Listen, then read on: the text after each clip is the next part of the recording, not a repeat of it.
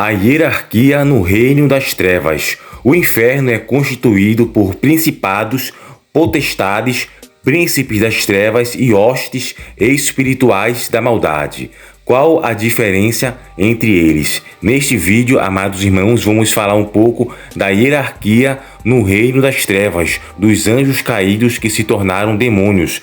Vamos explicar como funciona essa hierarquia e as classes dos anjos caídos, ok? Então, vamos com a gente, deixa seu like, curte, comenta e compartilha.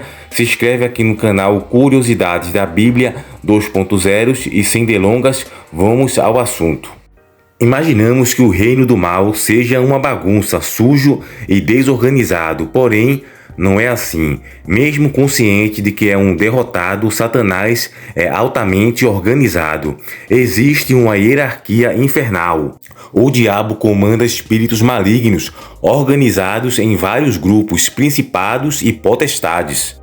Príncipes das trevas e hostes espirituais, cada um com sua incumbência. É isso que observamos em Efésios, capítulo 6, versículo 11 ao 12. Vamos ler. Revesti-vos de toda a armadura de Deus, para que possais estar firmes contra as astutas ciladas do diabo, porque não temos que lutar contra a carne e sangue, mas sim contra os principados, contra as potestades, contra os príncipes das trevas deste século, contra as hostes espirituais da maldade nos lugares celestiais. Assim como os príncipes, primeiros ministros e presidentes de nações, os principados exercem autoridade sobre outros grupos de demônios, que por sua vez comanda outros hierarquicamente inferiores. As potestades representam outro nível na hierarquia, inferior às dos principados, porém também muito poderoso, que comanda milhares de demônios. Os príncipes das trevas são os demônios que comandam outros que agem em áreas específicas, enquanto os principados e potestades trabalham exclusivamente no mundo espiritual, para que o homem não veja a glória de Deus, não reconheça Jesus. Os príncipes das trevas atuam diretamente contra o reino de Deus e a igreja. As hostes espirituais da maldade são formadas por tropas, exércitos de demônios que estão prontos para atacar a qualquer hora, em qualquer lugar onde a batalha for recolhida. Essas entidades malignas são enviadas a todo instante contra pessoas, grupos ou nações. Exercem autoridade também sobre os homens perdidos e sobre aqueles que rejeitam Jesus.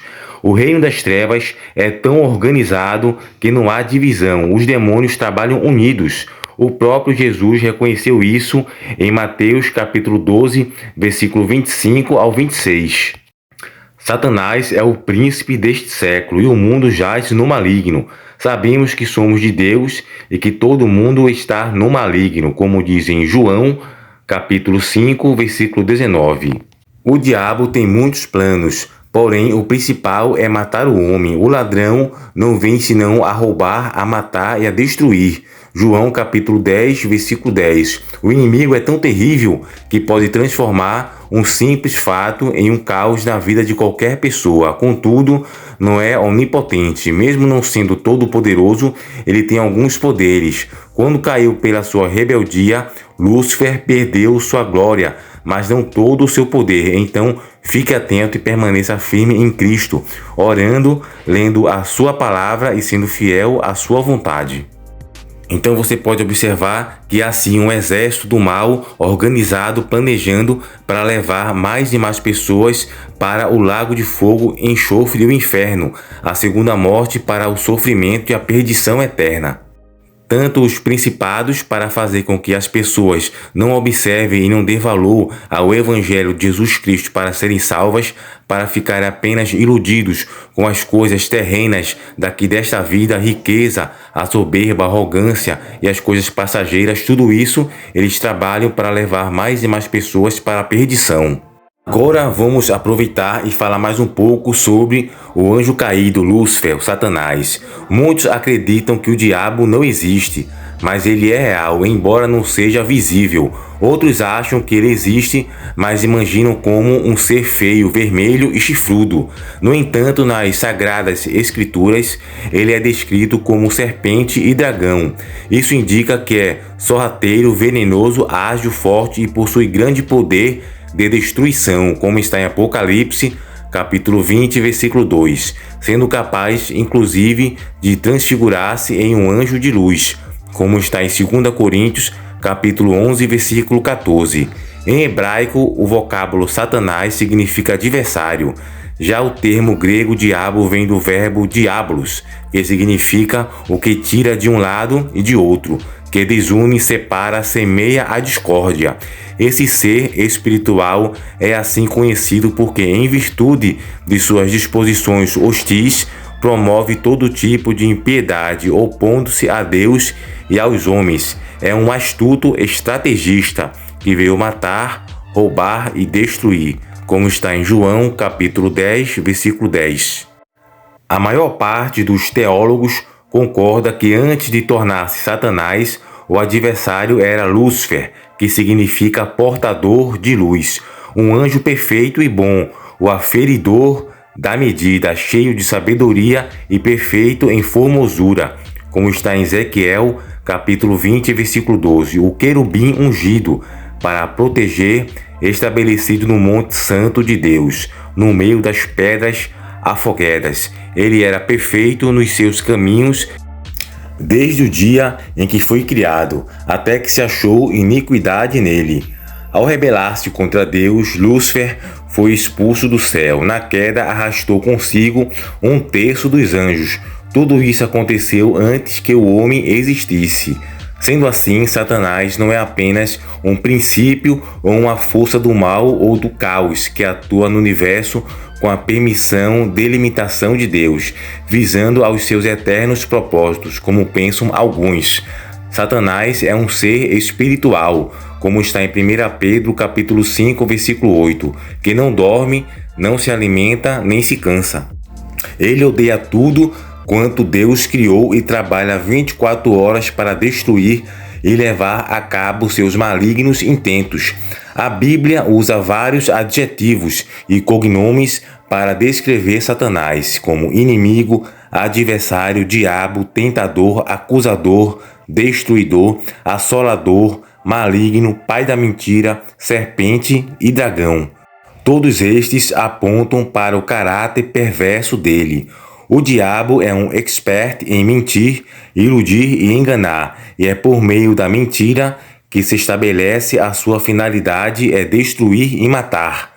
Satanás não é onipresente, só Deus é. Não podemos estar em todos os lugares ao mesmo tempo e saber tudo o que se passa. Tem milhares de demônios que obedecem às ordens dele, vigiando, oprimindo e destruindo o homem. Eles estão ao nosso derredor, buscando a quem o diabo possa tragar. Por isso devemos ter muita cautela para não facilitar as ações deles. O diabo não é onipotente, só Deus, o Criador, é.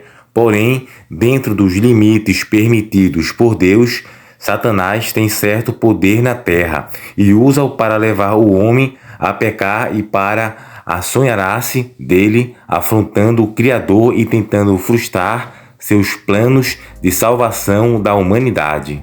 Satanás também não é onisciente, só o Senhor o é.